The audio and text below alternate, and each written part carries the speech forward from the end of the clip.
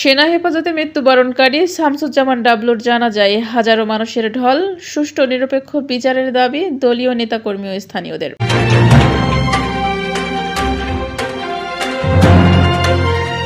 দর্শক সকলকে আমন্ত্রণ জানাচ্ছে বিবিআর নিউজে। চুয়াডাঙ্গা জেলা প্রতিনিধি এমআই আতিয়ার রহমানের পাঠানো তথ্যচিত্রে বিস্তারিত দেখুন।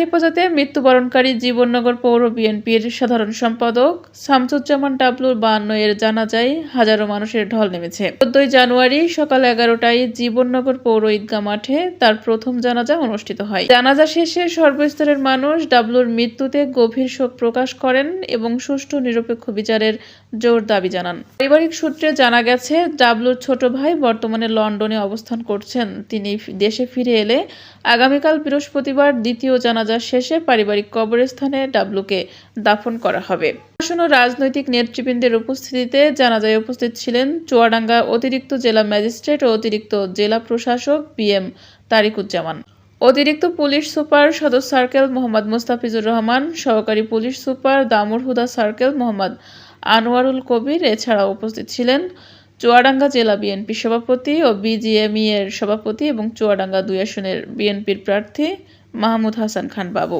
ডাবলুর মৃত্যুর ঘটনায় তার ভাই শরীফুল ইসলাম কাজল জীবননগর থানায় একটি লিখিত অভিযোগ দায়ের করেছেন, তবে তা এখনও নিয়মিত মামলা হিসেবে রেকর্ড হয়নি বলে জানা গেছে। এদিকে ঘটনার তদন্তে চুয়াডাঙ্গা জেলা প্রশাসন 3 সদস্য বিশিষ্ট একটি তদন্ত কমিটি গঠন করেছে।